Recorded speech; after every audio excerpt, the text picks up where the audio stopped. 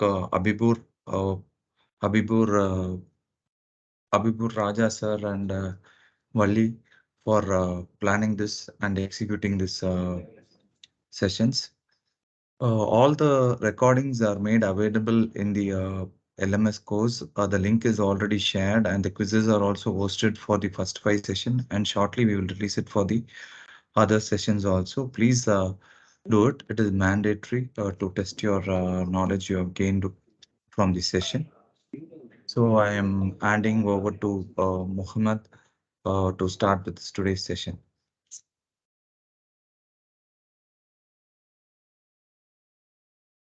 Thank you, Hridaya. Okay, let me kick off this session, the last session of the day.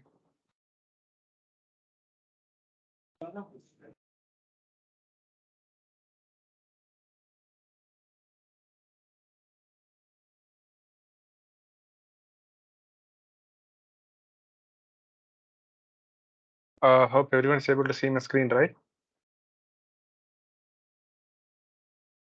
Can anyone unmute and confirm? Yes, Rahman. Okay, all good. Yeah.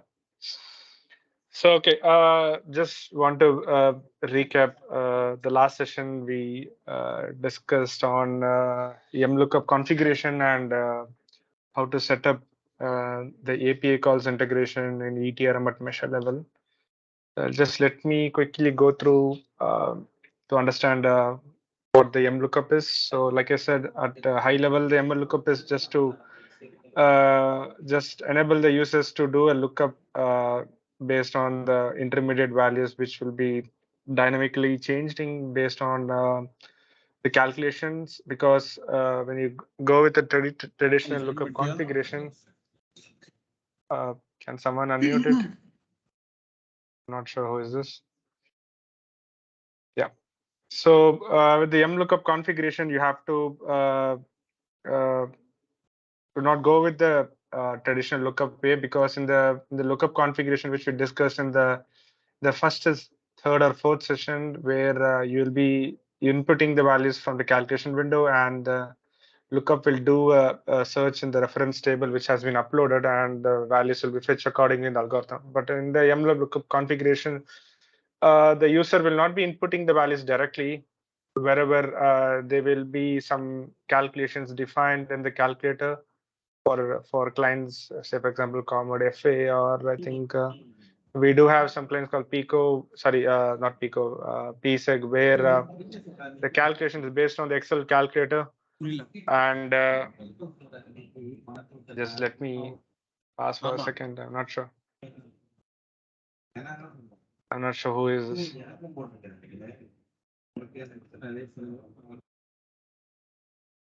Yeah. So for this, so in this scenario where you have to fetch the intermediate value through calculation from the algorithm, and you need to use that value for doing mlookup. So that is the main purpose of having mlookup, to do a dynamic burst search. So these three has to be followed, like I said in the last session, where the first will be the input key declaration of an object, and then there will be a set function with 3 arguments, where the key that you have written as an object should be the first attribute, and followed by the lookup column from the table. And finally, the lookup key, this is nothing but a string that stores the calculated value. So you can use that calculated value to do the lookup in the column name from the uploaded reference table. Okay, so these are the 3 arguments for set function. And finally, do the mlookup to perform in which is the target table, that is the UF value table, should be enclosed within a single braces, and followed by the object name, and finally what should be the column name that is available within the reference table. Okay, so all these 3 has to be supplied accordingly, and only then the mlookup will tend to return values accordingly. Okay, and the second thing was about the API calls integration. So we have 3 set of integrations available right now in eTRM. So I think we are closely working with DLC and Energistar. So these are the external databases, and eTRM can do a lookup with the external systems, and they can do the lookup accordingly. I'm not sure who is. Someone has unmuted.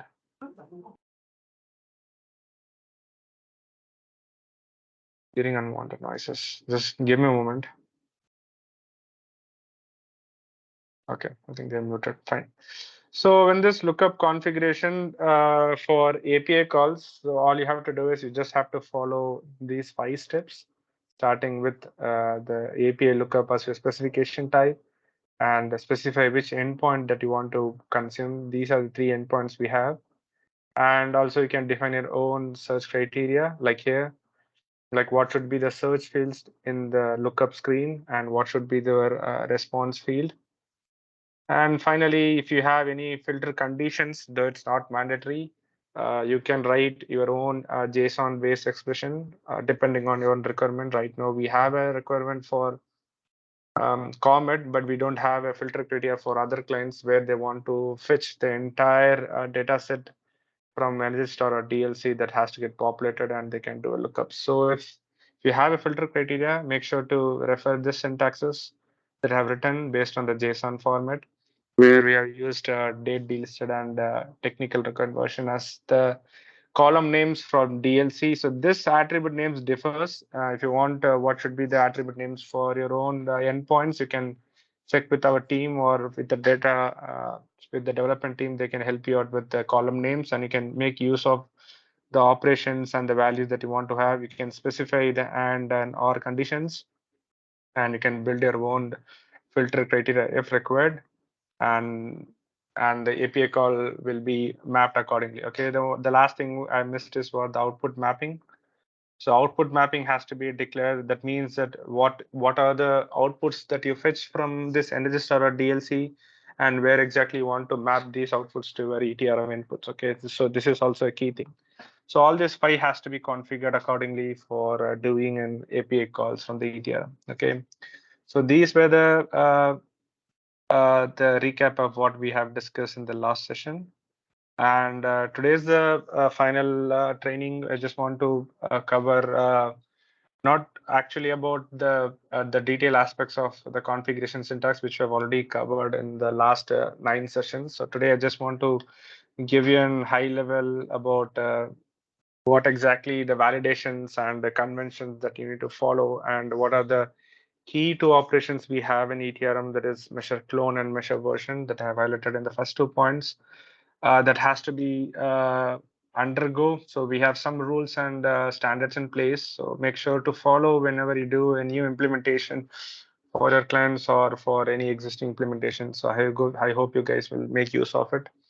So to begin with the measure clone and TRM version clone. So I think most of the business analysts working here will probably know what exactly the measure clone is. So just to make a copy of the measure entirely rather than writing from the scratch till the end, so that you can just map a cloned copy to a different authority or a TRM version. This is nothing but, say for example, I think I have a bad example. Uh, Let me go through some other measure. So this is a test tenant we have. So I have a measure that I have completely developed for, say for example, public utility condition of Texas. So this central limit condition, I just want to make a copy of it. I just want to make some trivial changes to it, and I'm in need to map it to a different TRM version or for a different authority. I can just simply clone them out. It will create a copy. I think this is an old measure. It's getting failed. But ideally, what the use case is, if you clone it to a different copy of it, you can just simply map it to a different authority, so that the eTRM system will map it to a different authority. Okay, so ideally, if you remember my first session, eTRM is nothing but a library which hosts measures based on the different categories, and it's grouped under a TRM version, and ideally it's grouped under the authority. So these are the 3 hierarchy levels of grouping of a measure. So if you just clone them, you can map it to a different authority and TRM version. Right now it's under public utility commission of Texas under under PUCT TRM v6, right? So when you clone this one, you can map it to a different authority. Say, for example, I can map it to New Jersey, and I can select which TRM version I just want to map it. So this is the flexibility we have because we have all these fields exposed when you do a clone operation. So only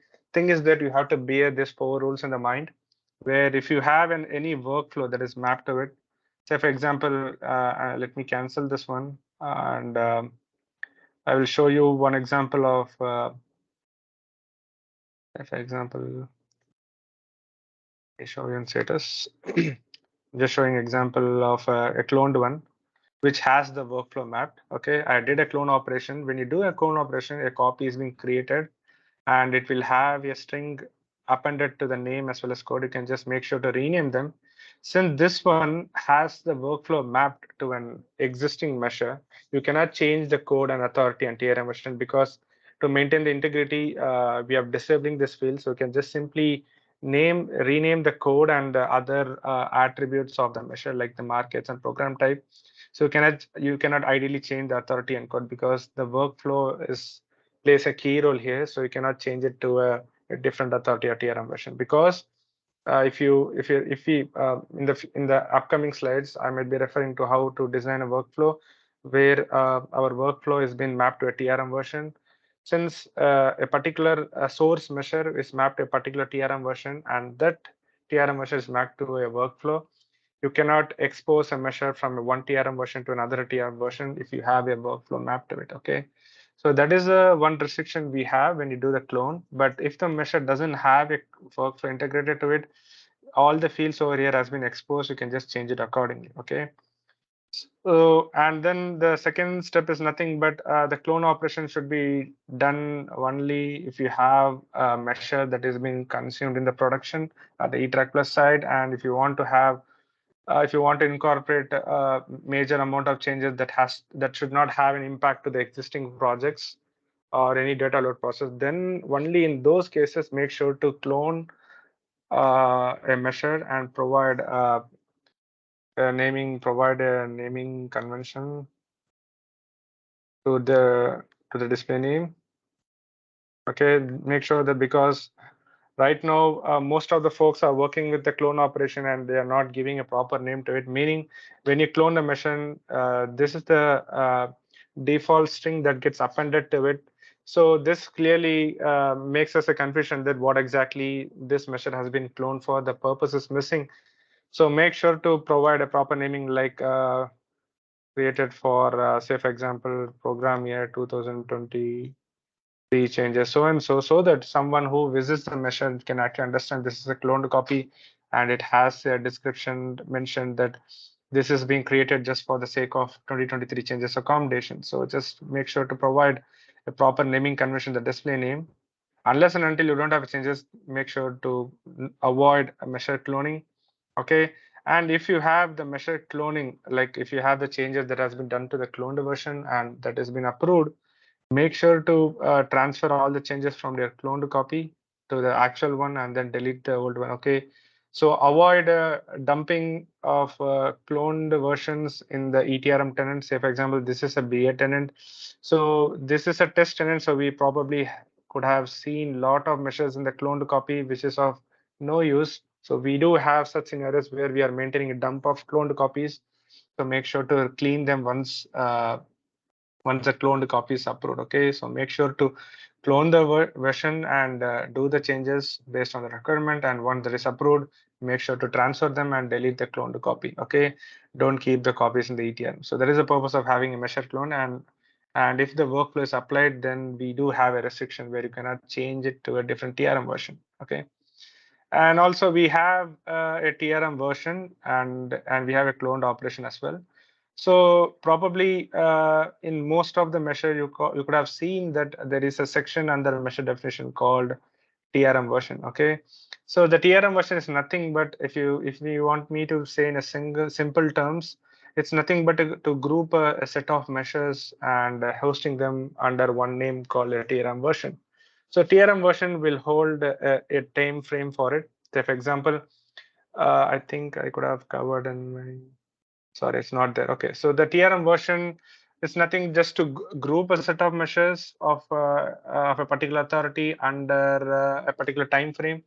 So for example, if I go to the masters menu and I scroll down here, if I go to the TRM versions, so every tenant, say for example, say if I take Connet as an example, so Connet, all the measures that has been created for 2018 will be under the TRM version called Connet 2018, just taking as an example, okay? Because if you remember my first session, where I could have probably mentioned about the TRM versions, sorry, the TRM document gets revised every year. It can be every 6 months, or it can be every 3 years, or it can be every year, okay? So since the eTRM system holds a repository and it actually maintains the version control of every TRM document, so we are supposed to maintain those versions of the TRM documents in the form of measures. So that is the reason we are creating every TRM version with your own name. So avoid using year within the TRM version. It's better you can just simply provide a name. And whenever you try to create a new measure, make sure to map that particular measure to a particular TRM version and provide effective start and until dates. If you see this third row, so this particular TRM version has effective date starting from 2018 till 12/31/2018.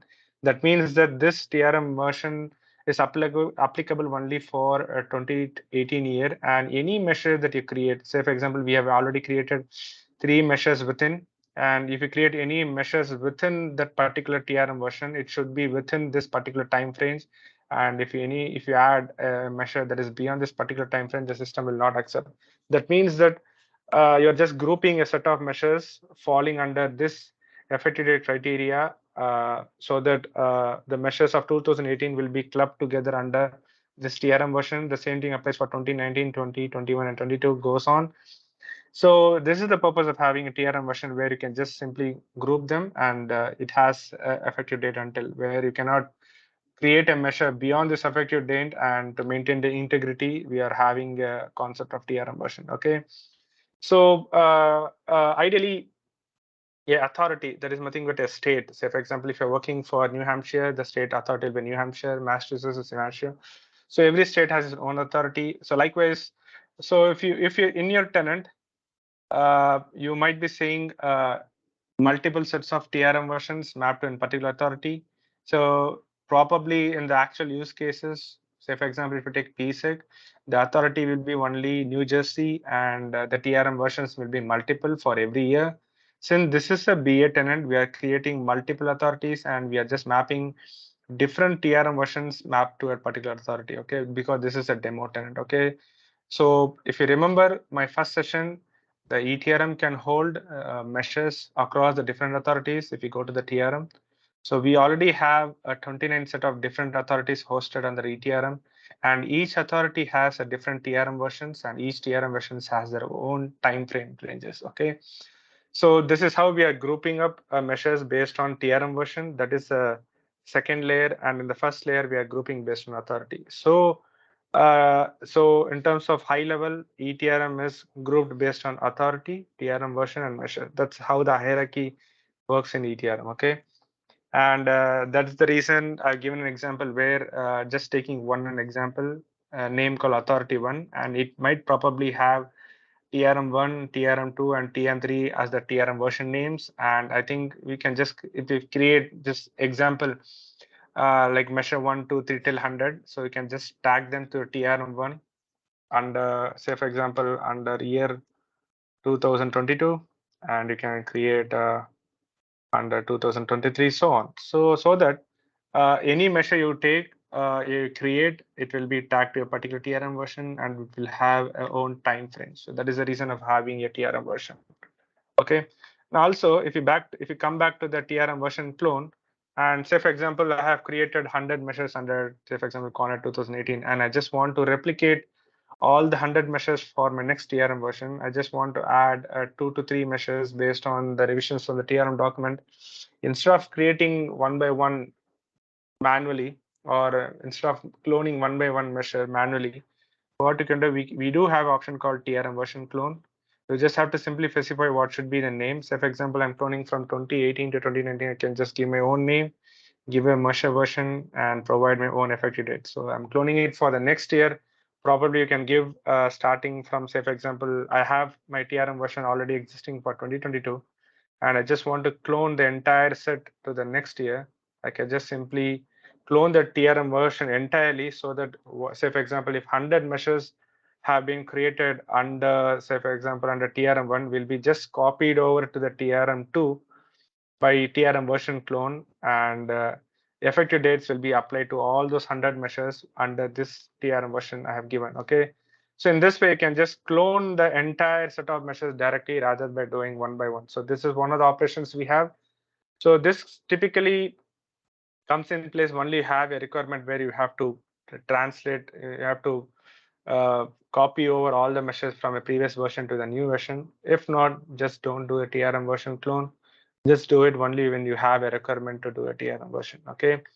So this is one of the use case of having a TRM version and its clone. Okay. And the second topic is nothing but to the main purpose of having the measure version.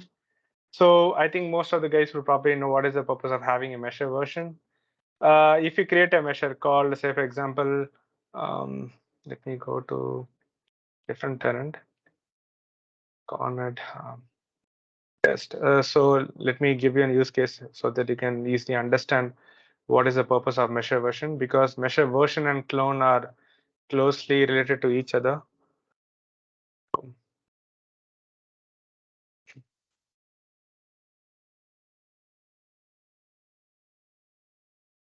Yeah. So if you take one of our client where they have a measure called interior lighting control, and they have a TRM version called New York TRM. So they just have one TRM version, and they want to have a set of changes that is applicable for 2021 from 12/31/2022. So they want to have a particular set of measures. Sorry, this measure that is applicable only for this particular year, and they do have another version. Say for example, this the same measure with the same code, and they want to maintain a different set of changes. Say for example, the values, specification, and outputs differs for the changes starting from 2023. They have what they have done was they have just done the measure versioning. That means that they are creating a copy of it, but they are maintaining the same code of measure. Okay. During the measure clone, you can make a copy of the same measure, but you cannot maintain the same code for two different copies of it. Okay. For the measure version, you can create a same measure with the same measure code, but you just the thing is that you have to specify the time ranges which should not overlap with each other. Okay, so that you know to accommodate the changes. Okay. So basically, why this is the purpose of having measure version is nothing but you might be having a measure that is applicable for 2022 as well as for 2023, and some set of changes will be applicable only for 2022, and there will be some changes applicable only for 2023. And but you want to maintain all the changes in just one single code, because this measure code is unique. You cannot create another measure under the same authority, under the same TRM version. Okay, so we have that integrity in place where the system validates for measure name, sorry, the measure code.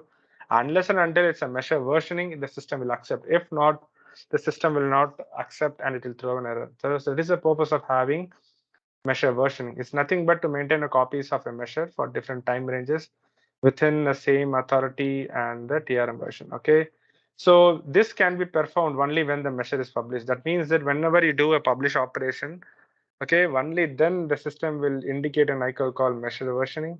And when you click on it, the system will ask you for a pop-up like when you want to create a copy of this measure, a different copy of it, and what should be the effective dates of the same thing. Okay.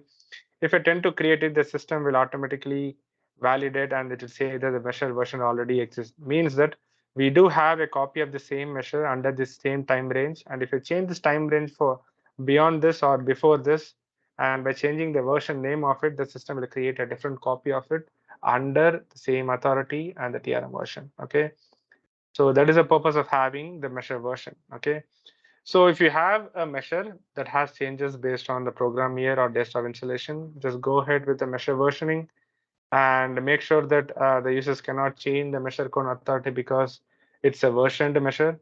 So and also when you do the measure versioning, make sure to provide the version numbers in the ascending order. So say for example, this is the parent measure, that is the first version, make sure to provide the measure version as 1. And when you do a versioning, like if you create a second copy by clicking by publishing this measure and creating a second copy by providing a different time range, make sure to provide the next version as 2, because that's the second version of the same measure, right? So but under different time range. So that is the purpose of me mentioning that you need to provide versioning the ascending order. So the reason for not following this measure was it was client specific and they wanted to have V8 and V9 as a measure version number. Okay, so whenever you create a new measure, just make sure to provide 1 as a first version. And if you have a changes, do the measure version so that the same measure code is retained, and just alter the algorithms and reference accordingly to your next version. Okay. So this is an example of having the measure version. Say for example, I have a measure code called residential, say for example 1, and I have one measure with this Jan to June time range. I'm giving a range as 1, and I'm doing a measure versioning and I'm providing a different time range that is not conflicting with each other. So I'm giving a time frame of July, because the time range is not restricted to the program year like 2022-23. It can be restricted within a year. So that is the reason I have demonstrated. Well, in the same year, you can have 3 versions to it. It can overlap with next year or it can consume the entire year. So that is the reason I given you 2 examples of measure code having different time ranges, having different version. Okay, just to make sure we have an integrity of measure code for these different time ranges. Okay, so I think that is the purpose of having measure versioning. Okay, so it's quite similar to cloning, but we can maintain the measure code integrity. And while in the measure clone, you cannot change the measure code. You have to give a different name. Okay. And the third topic is nothing but to follow the standard conventions. But before going to the standard conventions, so these are the 15 probable steps that one has to follow while writing the measure name. So for defining a measure, replicated from TRM document. So whatever name that you see in the TRM document, so that the exact name should be given under, say for example, interior lighting control is the name that is from the TRM document. Then I'm just giving the name exactly, where the first letter of for every word should be in the caps format. That is what we are formatting. Make sure to format the same thing. And the measure code, nothing but I have given you the format in my previous example, sorry, in the previous sessions, where depending on the sector and the measure category and the name, I'm just giving out the measure code accordingly. Okay, in the capital letters. Okay, unlike the measure name, it should be in the running letters, where only the first letter should be in the caps. But for the code, everything should be in the caps. That should be in this format of market type and measure category and the name. Okay, the same thing followed by authority, market, program name, and TRM version should be selected accordingly. And the measure version should be in the number and the ascending order. And make sure to provide the effective dates based on the TRM version. And make sure to attach documents and the imaging. So, okay. For imaging, refer to user manual. Okay, to upload accordingly, because you cannot upload. So we have a user manual. So Hriday will be sharing with you accordingly in later. So make sure to upload the icons, the what we have as a standard. You cannot upload it from your Google or from external resources. Make sure to upload images and a description, all of the thing appropriately, because since eTRM is a library that is serving its purpose to show us a catalog of measures to end users. So make sure any measure that is accessed, so any user that is accessing a measure, make sure that whenever the user is accessing a measure, he should be presented with the proper images, the proper naming convention, and the proper description for every measure has to be provided accordingly, because that is how the end user is presented. Okay, this is a similar way how you present the display of forms in the eTrack list, right? How exactly it should come in a particular order. So the same way, the eTRM is a catalog, so it has to be properly configured from end to end. Like I'm following all the 15 steps that has to be accommodated in eTRM so that it should appear in a proper format and in a consistent format as well for end user. Okay, the source documents also has to be attached, because that is where the source to the actual measure has been referred. So if you go to the calculation window, there's a section called source. So over here, just simply select a document of your local system. Make sure to upload it. This is an Excel calculator, so we are just applying the Excel calculator. If you have that is a source, make sure to attach them. If not, attach the TRM document as a source so that the clients can cross-check the actual documentation.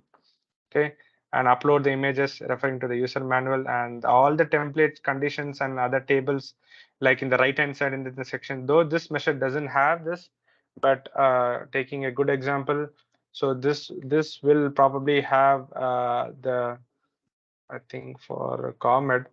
So every measure has this own set of definition standards that has to be followed. So for example, if you go to appliances, I'm not sure which measure has. I'm just taking this one as an example. Administration. Just allow me a minute.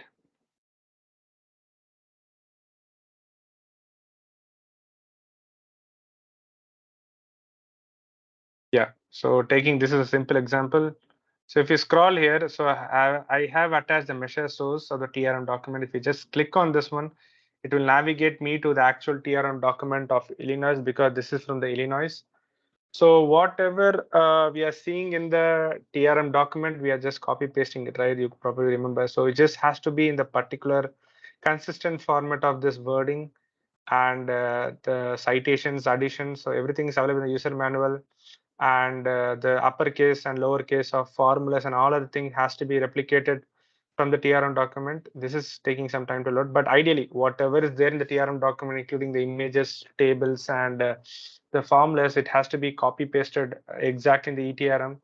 Even though eTRM might give you some more troubles because this is an HTML editor we have, so it will not exactly hold the copy paste information from the TRN document. You just have to make use of available operations, make it look in the consistent format so that the end user who is accessing this catalog should be able to witness all the information in the consistent format. Okay, so make sure to remember the importance of having the template and content along with all of the information and calculation method. You probably know that the calculation method I have discussed in my session number 8, right? Whether it's a prescriptive or not. If that is applicable, make sure to define whether the measure is applicable or not in the new implementation, not for the older ones. So make sure to include this. So calculation algorithm, it's applicable for every measure. And if you have any measure, say for example, for any client, if you have a workflow integration in place, make sure to create a workflow that is available in the under administration similar to eTrack Plus. So I'll be covering in the next slide. So you can create a workflow, you can map it to a TRM measure so that the users can make transactions like you do in the eTrack Plus within the projects. They can do the workflow transition accordingly. So though workflow integration is not mandatory for every measure, but if you have a request in place and if a client demands it, make sure to implement the same. But not every tenant we are following the workflow. Okay, and test cases finally. Even test cases have probably covered.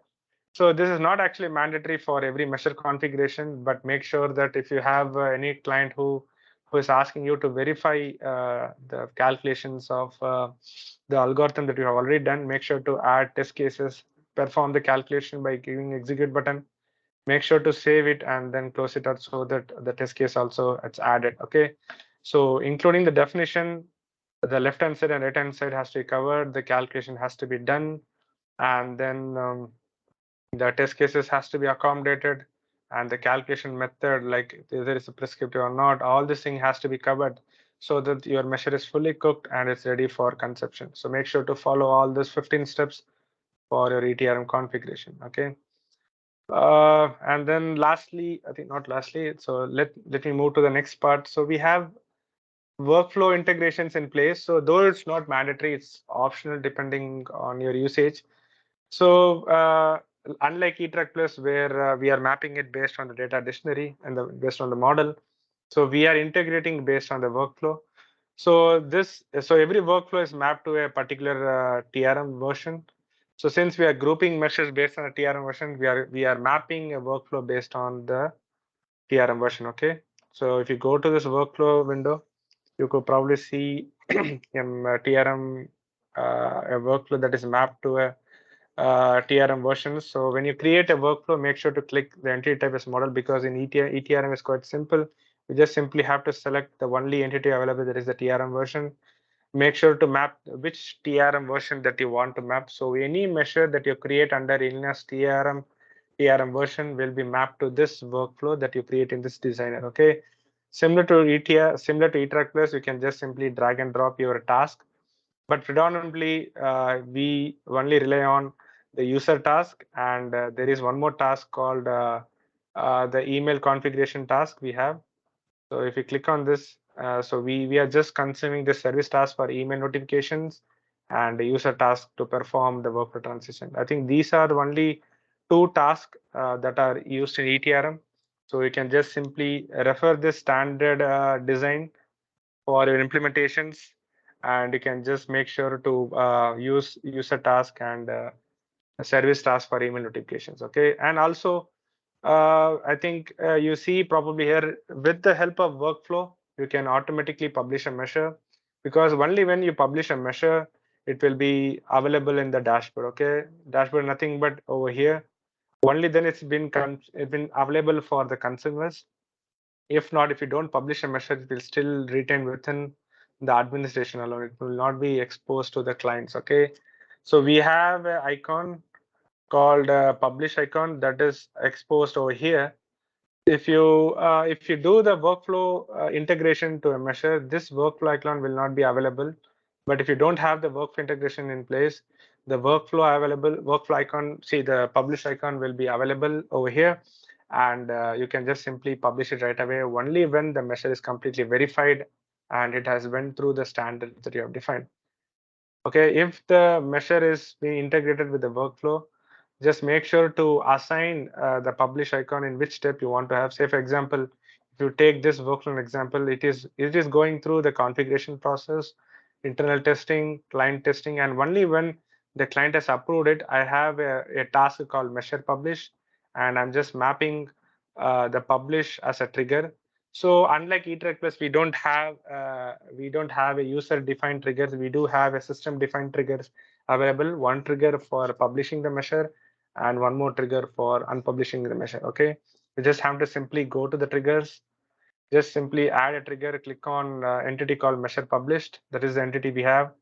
So right now we are just using two entities. That is the event we have, that is before assignment or after assignment. So just click any one. We have this predefined four flows we have. So this is already existing in eTRM. Make sure to click one flow and just click on save. This will indicate that whenever a user makes a transition from this state to this state, the after assignment will trigger the publish workflow, and the publish will be automatically taken care by the system. If the workflow is not integrated, the publish icon will be exposed to the user all the time at the measure level, like I've said. So you can just simply click this publish icon, it will publish the workflow, and then the measure will be exposed in the dashboard menu. If not, it will be available in the administration side. Similar to unpublished measure. If the measure doesn't want to be exposed to the user, you can just select, go to the triggers. We have another flow called unpublished, system defined flow. Just map it to them. The system will automatically take care of unpublishing the measure, and the measure will be removed from the dashboard, from the catalog, and it will be available only within the administration side. So that is the purpose of having the workflow integration in place. So we do have a standard design in place. You can refer this for other implementation. Unless and until you have major changes, you can you can modify it. If not, just make sure to use the standard implementation, standard design for workflow. And this is the available predefined triggers we have. So that is what I have mentioned over here. Also, we do have email notifications. That is nothing but you can define the notifications under masters over here. I think the notification templates. And then once you define your notification templates, come to the workflow. You can add your own task called service task. Okay, you can just define. You just change the type to the service task, and then if you go to the properties panel, you will be prompted with the notification that you added from the masters, and you can just configure your own email recipients, so that whenever a measure is published, the email will be notified to the users accordingly. So we also do have the email notifications in place for workflow integration. Okay. So that is all about the workflows. So I just have 2 more slides left. Please bear with me. And finally, this is the measure category standards we have. So what is the purpose of having this measure category standards? Is nothing but, so whenever you try to access a dashboard, so you will see there is a set of icons available for every measure code, right? Because this is all these are measure categories. So if you don't specify a category code, say for example, go to the categories, whenever you add a master data over here, and whenever you try to manually add a something called category called lighting interior, and you're providing a code that is not from the standard code of list, like something for IL, LIG, you're just giving a junk value as a code, even though you don't know that doesn't have it has an impact or not. The system will not recognize this code, and it will just throw a default icon called like this over here, and the home screen will not be pleasing for the user. Okay, so what you have to do in the user manual, we do have a set of category codes specified. So you can just make sure to use those codes when you do the master data setup. So only then you will see all these icons listing out appropriately for refrigeration, motor, and drive, so that it will be easier for any user to for the look and feel. Okay. So that is the purpose of having the measure codes. We do have the set of standard codes in the user manuals. Make sure to use them while defining the measure codes. Okay. And the coming to the next part of the configuration standards. So this is where the important key thing comes in. So whenever you define an attribute within the eTRM, that is within a measure, or say for example, let me go to a different implementation. Let me go to this implementation. So whenever you define a measure, like if you define a global, if you define a specification, we define a reference, anything in place, make sure to follow the standards we have. For example, so if you go to this calculation, so any references that you see here should follow the camel cases, and it should have a proper description. It should have a proper units as well. Okay, and the same thing applies to the attribute names for the specifications. So the display name should be in the running letters format, means that unless you have off, in, or per, it can have the lowercase, and all other words should start with the uppercase format. Okay, so this is the standard naming convention one has to follow for specifications, but for attributes, make sure to follow the camel cases for references and specifications, even including the outputs. So you just need to make sure to follow the camel case conventions for your outputs. Okay, that is what I'm trying to mention here. So the attribute standards has to be maintained for the camel cases whenever you do in eTRM, and the disciplinary standards will also be followed unless until you have a preposition like I have given here. And make sure to define the global variables as much you can. If you see here, I could have probably used the global variables over here called, we have list of tables of the global variables, and also the global variables also declared at every tenant. So we have 22 over here. Make sure to specify and consume the global variables so that you can maintain the consistency across the measure. Because if we don't follow a consistency, it is very hard for the downstream systems like the Postgres or any reporting system which relies on eTRM or eTrack Plus. It's very hard for them to do a calculation referring eTRM. So make sure to consume the references, specifications. I think even the measure outputs that are defined on the global should be imported in the eTRM. Make sure to follow the global variable consumption. Okay, and then even when you define the measure definitions, like I said, try to replicate as much exact documentation from a TRM document so that any users should be pleased with the aesthetic look of a measure when they will try to access the eTRM. Okay, and even the category codes that I have mentioned in the previous slide, refer to the guide and just try to follow them. Okay, and even in the layout ordering, whenever you go to the measures, like make sure to follow 3 into 3 layout or 2 into 2 layout, and make sure to maintain the consistency across the measures, meaning like I did probably mentioned, So this follows 2 into 2 layout, but I think probably go with 3 into 3 layout order. Try to configure as much inputs in the same screen so that it could be easy for users to avoid scrolling further, and you can try to incorporate them in this one single screen. Okay, so that is what I'm trying to say here. And also, whenever you define the layout ordering, make sure to order based on list and filterable list. Meaning, if you have, say for example, compressor type as a list, and if you have the quantity, say for example, compressor size as a filterable list that is based on compressor type, make sure to add them right next to it, not right below or somewhere to it. So okay, it should be follow a particular order, like we are given calculation type in one row, and subsequently we have added some other fields in the next row, just to make sure that it is appealing for the user. And say for example, if we select this calculation type custom, this kwh and kw savings are added right above it, so that it could be easier for users to input any value.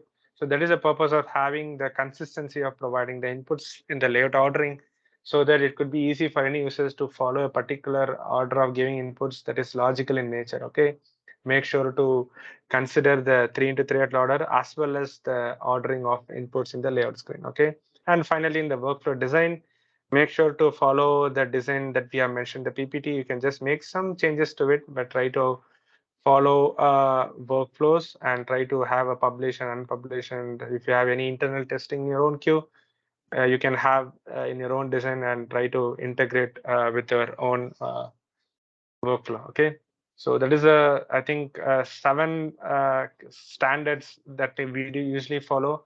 That is in addition to all this 15 steps we have discussed.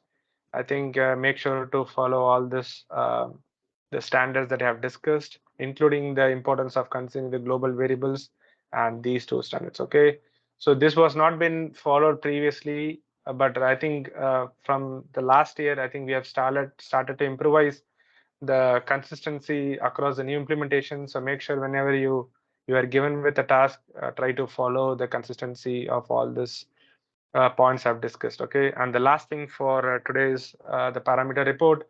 So we have a new report developed in place where you just need to understand how exactly you have defined your attribute naming convention for specifications. Say for example, these are the attributes are defined and what are the outputs have defined. Okay, so you probably know that I can easily get my own set of the attribute names for specification outputs from this measure. And what if TRM version that you are working on has around 49 to 50 or 200 measures, and how exactly you need to check whether a team that is working on a particular implementation has followed a naming conventions or not. So what we have to do, we have a report called measure parameters report. What you have to do is just you have to come to uh, reports here, make sure to click this measure parameters report, click which authority and which TRM version that you want to have. If you have a set of measures, make sure to select one. If not, just simply ignore selecting the measure. If you have TRM version in place, just select as one. Click on search. It will show you a list of accordions in place. When you expand it, it will list down the data that has been fetched from this authority and TRM version. Make sure to just simply export by clicking on this export icon. If not, if you want to just check the consistency of specifications, make sure to expand the specification. Just click on the export. It will just simply export all the specifications under the list of total measures available under this TRM version. If not, if you just simply click on this export, it will list on all this data like as a whole, where you can just simply expand this one to understand what are the list of attribute names that has been added. You can just simply take a look at a whole to understand what is the naming convention that has been followed. If you scroll down further at the top side, it will start with the specification names, the display name and the type that has been followed. Also, it will also list down the reference that has been used. Also, it will also list down the output that has been added to this particular measure.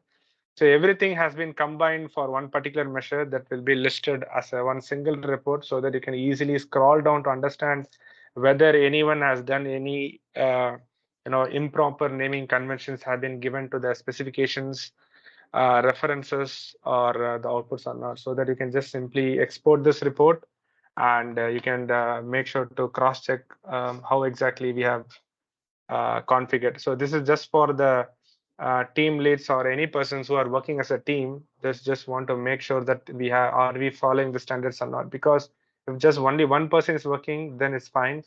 But it's always advisable to do this report generation during every set of measures released, so that you can just cross check to understand whether are we following the consistencies or not. So that this report will be very useful for you guys to maintain the standards and consistency. Okay, so I think we are coming to an end of the session today, and I'm completing the eTRM training. I hope I have covered end-to-end detailed configuration and standards, and the terms, especially the clone versioning and the conventions, and all other concepts that you have recently implemented eTRM. Hope this could be useful for you guys. So feel free to unmute and ask any questions you have for this and the previous sessions.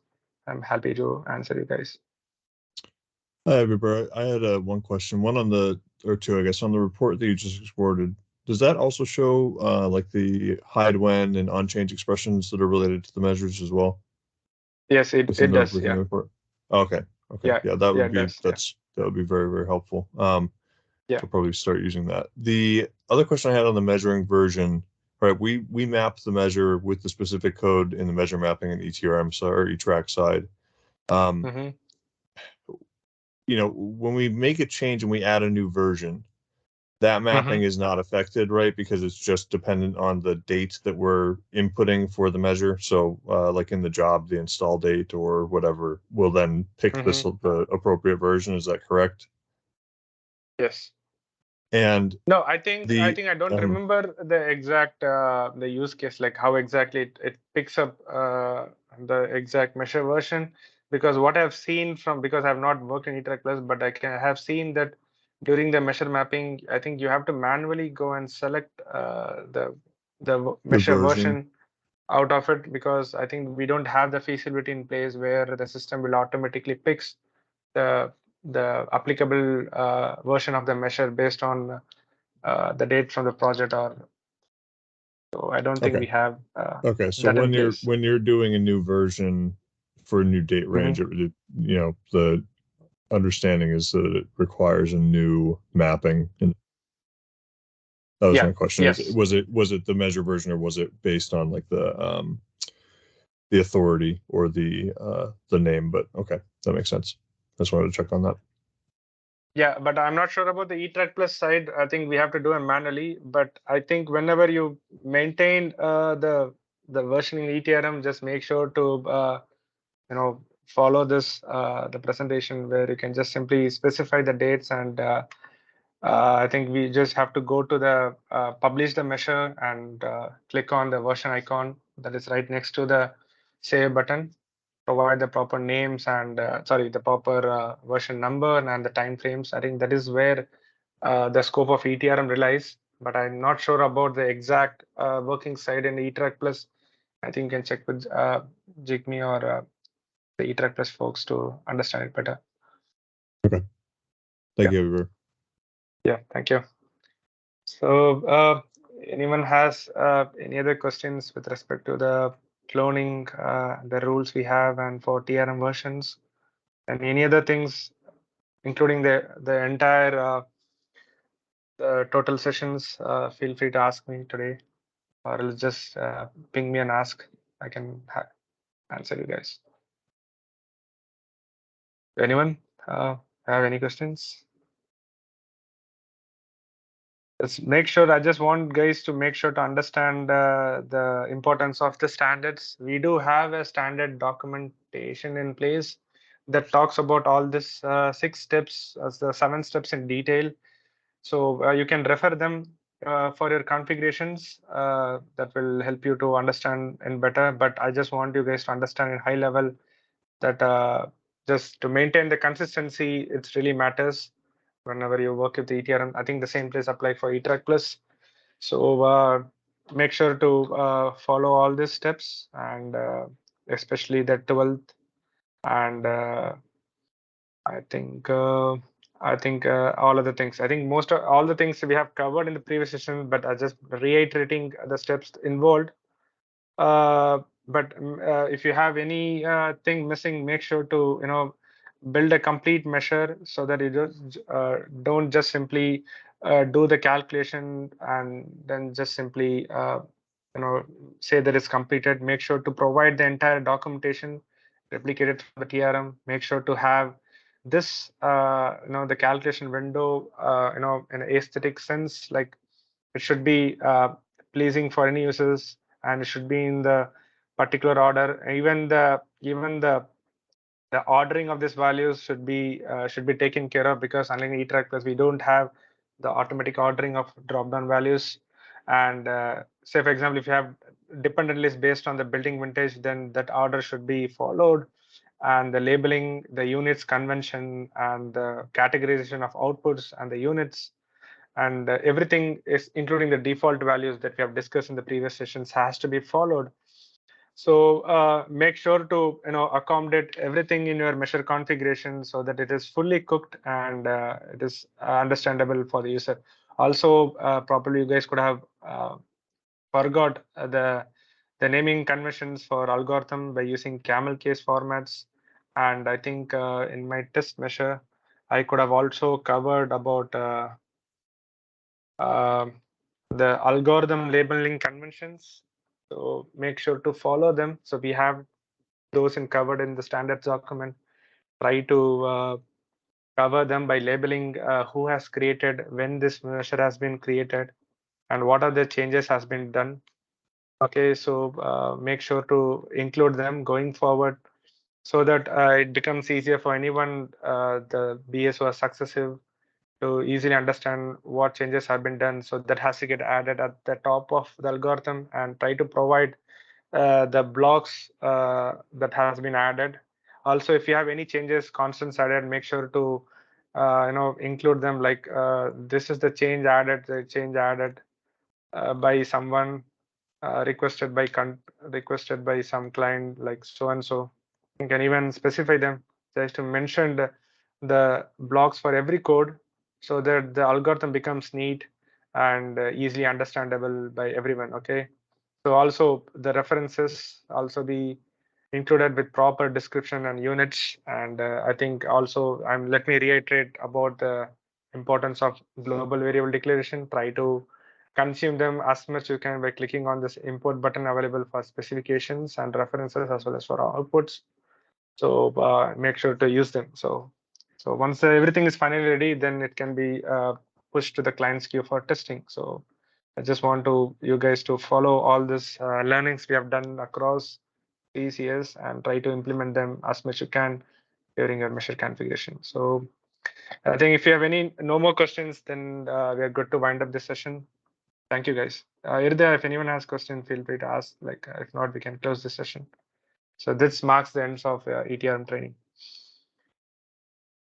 and it will be followed with quizzes for this week. So we'll be sharing those accordingly. I hope everyone has completed the quizzes for session the quiz set 1 and 2. I think we'll have another second 2 sets for eTRM.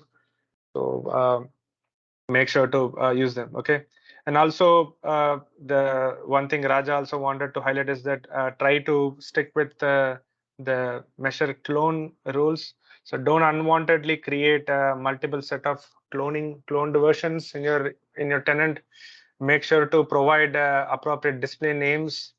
Okay, and make sure to delete them once you're done with it, because you don't have to have a test copy of the same measure, because we used to forget the deleting the measures that creates unwanted mess around any tenant. So make sure to uh, maintain it appropriately. Okay, so once the clone has been consumed, transfer the changes to the original version and then delete them appropriately. Okay, and even the TRM version, if you have changes, make sure to have the versions in the numerical format and it's an ascending format. Okay, try to maintain them appropriately.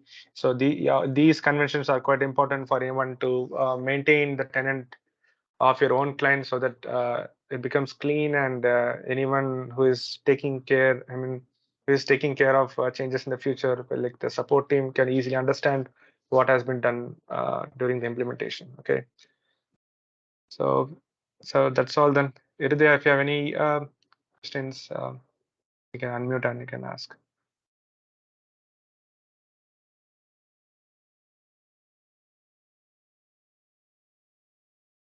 I think, yeah, fine. So that's all, guys. So thank you, everyone. So let me know if you have any doubts in eTRM. Feel free to reach out to me and my team. Thank you.